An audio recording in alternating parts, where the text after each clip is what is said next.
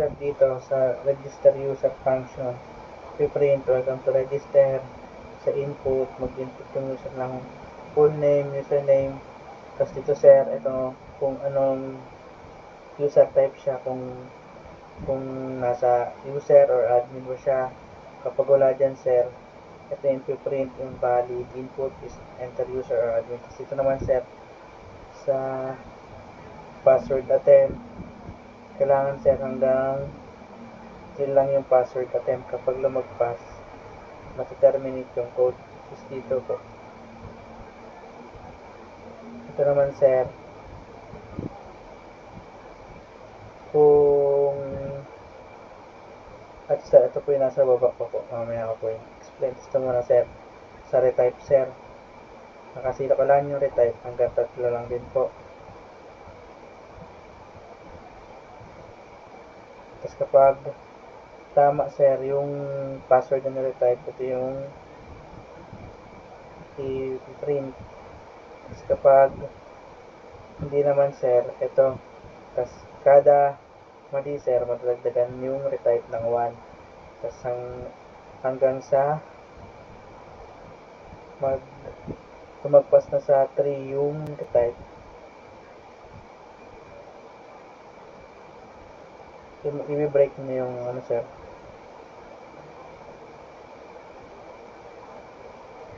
Tapos next naman po dito sa password requirements.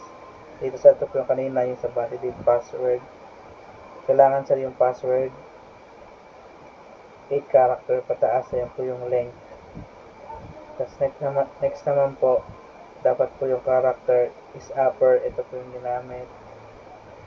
Tapos kailangan po at least 1 naka-upper. Tapos ganoon din po, lower naman po yung dito.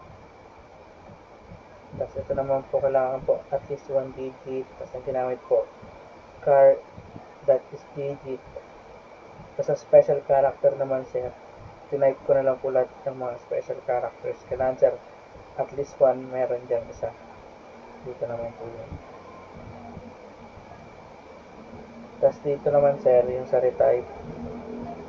Ito po yung kanina sir. Kailangan yung retype sir, hanggang 3 lang. Tapos dito sir, iano na nung system kung type yung password. Kung yung password is equal sa retype, ito yung iano na sir, i-print. Tapos kapag hindi naman sir, ito tapos magpo plus 1. Tapos babalik ulit dito sir. Tapos hanggang mag 3. Kapag nag 3 na sir, i-break na niya. Matitigil na tong loop na to sir.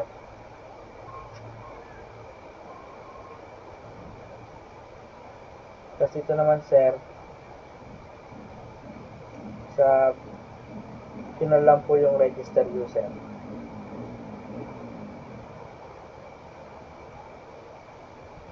Ito po yung output sir. Ito po yung may mali po na requirements. Yan po nag-enter. Tapos ayan po, please try again, please try again, please try again. Tapos password did not match. Tapos pina-enter po ulit siya ng password. Tapos kailangan at least 8 characters. Please 8 characters. Yun po. Tapos sa tama naman po, ito po siya.